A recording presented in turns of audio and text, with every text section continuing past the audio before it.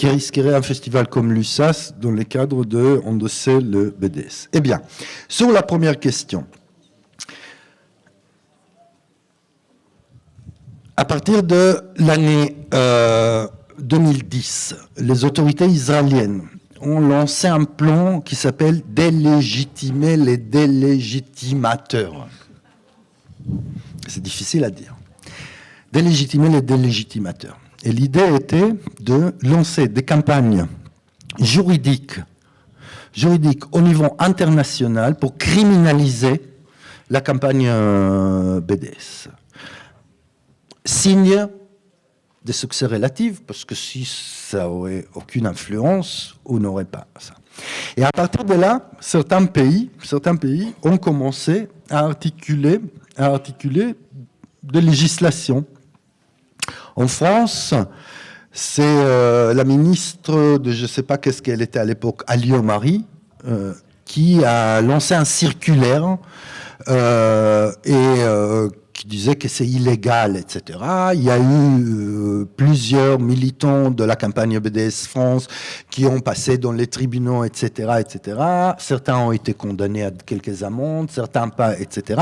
Mais ils ont fait appel, première fois, dans les instances françaises, ils ont perdu face à ce qu'on appelle le circulaire à Alliot-Marie, puis en allant à la Cour européenne des droits de l'homme, ils ont gagné cause. Et la Cour européenne a dit à la France, les boycotts n'est pas criminel. Les seuls pays dans lesquels il y a aujourd'hui une criminalisation totale de la campagne BDS, sur un autre plan, ils utilisent une autre forme de législation, ça va surprendre personne, avec leur histoire derrière, c'est l'Autriche et l'Allemagne. Dans lesquels, en Autriche et en Allemagne, c'est aussi les pays dans lesquels on arrête des dissidents israéliens pour antisémitisme.